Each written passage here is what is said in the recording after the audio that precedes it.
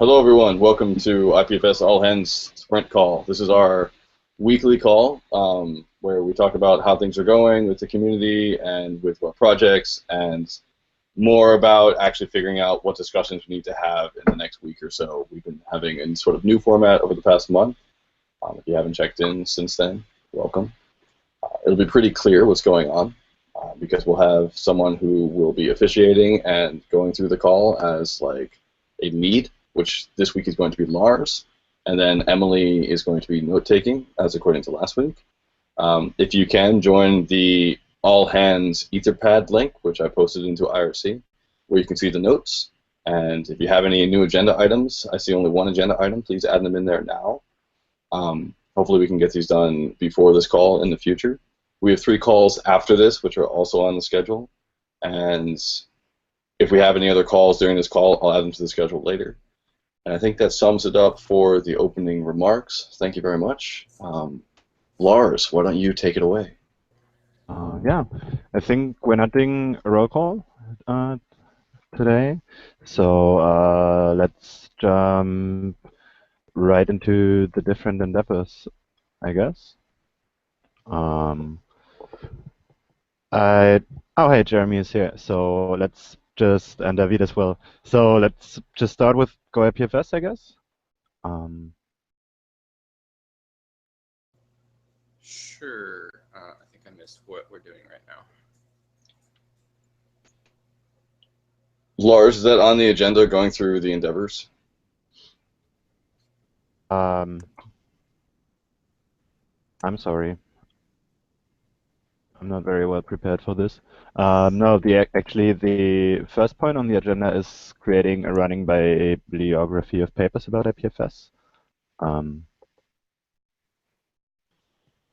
That's me. Yeah, so, go for it.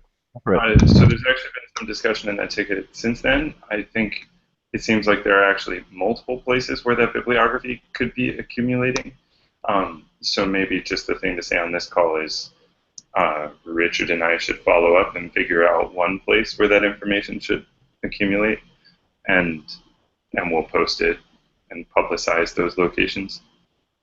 Does anyone else want to participate in that discussion about that asynchronous discussion about where and how to accumulate bibliographies of related stuff? 1, 2, raising your hand. So if you just watch that ticket that's there linked in the agenda, anyone else planning to or actively interested in participating in that? Okay.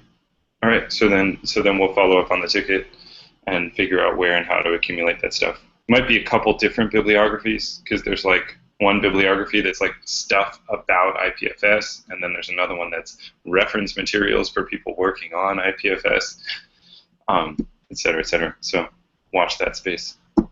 That's that. I'll comment. What was that, Richard? I'll comment on that issue right after this call. So cool. Keep your eyes on that, and thank you for bringing this up and surfacing it. It's awesome. Cool. Yeah, thank you. Anything more on that? Okay, then the next one is an IPFS meetup in Barcelona. I guess that's Victor. That's me. So I'm in Barcelona today and tomorrow to do a talk at Full Stack Fest, and Victor and I were talking about actually hosting a meetup here on Wednesday. So Wednesday is a gap day for the conference, and so conference organizers encourage us to have it then, and they have actually a huge hack space that we can use. So we need to do just a little bit of like figuring out the exact timing and figuring out the just making some announcements, and I'll announce it during the talk. So if anyone is in Barcelona or around and wants to come, definitely pay attention to an issue that I'll post that it has been posted in the pad, and you can follow. You can come and hang out.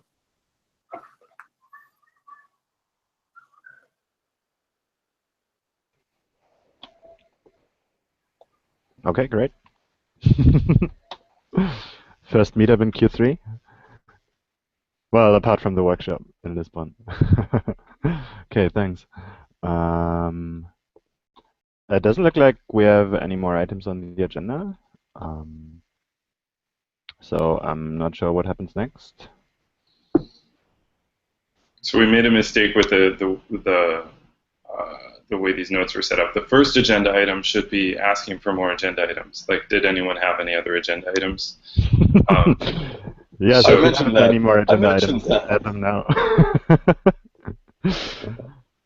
So does anyone else have agenda items?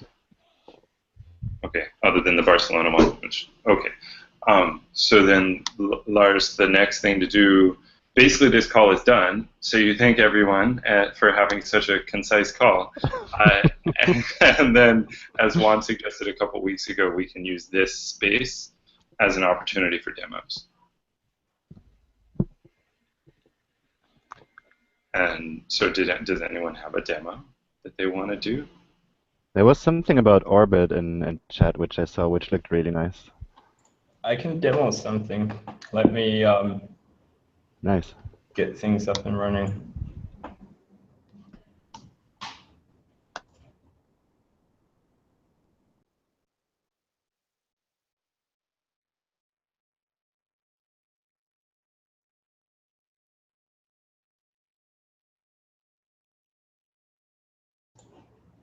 Should I go? Are we waiting for me? Yeah. Okay. But no rush. We can talk amongst ourselves or just there playing for Wait, give me a second. Actually, Juan, it'd be great to have a short chat with you, maybe anyone else who wants to join in about the newsletter. Basically, like Yeah. we can do that. Yeah. Sure. That'd be awesome.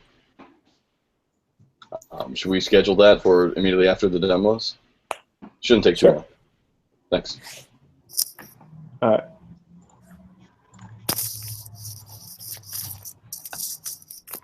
Kuba, do you want to demo your timings on Go IPFS, like that event stuff? Can you repeat, please?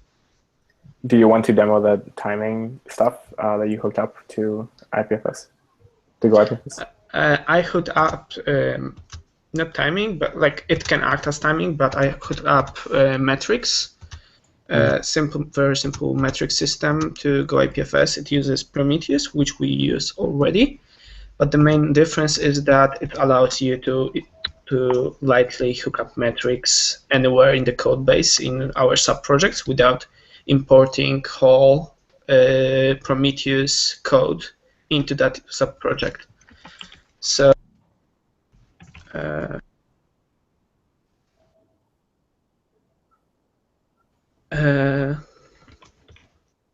figure out if I can broadcast my screen. Desktop, start screen share. You see the screen? Yep. Yeah. So normally we would import whole Prometheus out here, which is quite a big library. But as this library GoMetrics interface is like one file that has 60 or 80 lines of code that is just like creates the interface, defines the interface for metrics collection and defines no operation collector. And then usage is as such. So you just create. So I went with system that uses context to pass like scope of the metric. This allows you to nest the metrics and the modules into each other. So I create two counters in here that are for arc cache. That one measures hits, second one measures total numbers of requests to the cache. And over here I increase the one counter, and here I increase the second counter, the hits counter. So when the hit is like we found the result that the cache worked. So I can show you it working.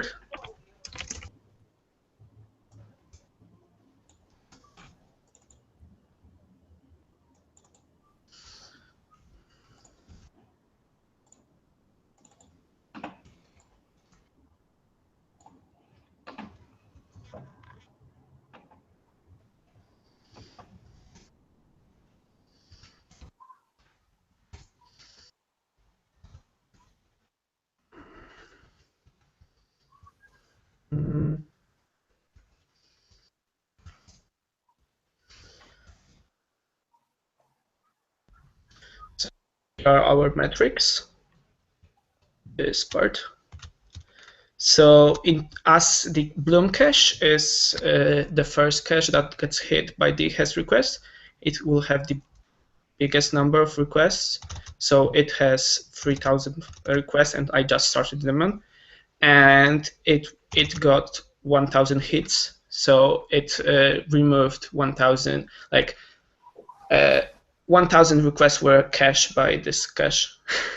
And then there is our cache that is more useful when a daemon runs longer or there are repeated tasks done.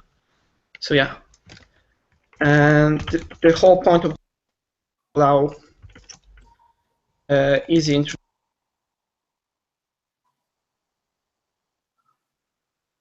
You're muted. Oh. You keep muting and unmuting. I think there's like some key bindings going on. Yeah, I have. Oh, sorry. So this whole point of the system is to allow us to easily introduce metrics to subprojects and like different building blocks of Go IPFS without importing the main library into it. Pretty cool, and I guess it's compatible with the same Prometheus format, so that you can then later visualize that in Grafana or something? Or? Yeah, it's Prometheus. We use that already for Grafana. Like yep. the main the underlying library didn't change. What changed is that we now we can import Go metrics interface and update, for example, Prometheus without upgrading Prometheus in every subproject. I would like to do something very similar with GoLog, because recently I went through trouble of updating GoLog through all our subprojects, and it took a while. So yeah. Maybe it would be cool to like write some tooling on GX to like double up a dependency through the graph or something. But anyway. Yeah, cool, but on the other hand, it's really useful to use interfaces everywhere where you depend on a library. Like instead of depending on an implementation in that dependent library, like depend on an interface. Example, if there's 10 libraries in our dependency tree that use multi-hash, they all need to have the same version of multi-hash, and that gets really cumbersome at some point.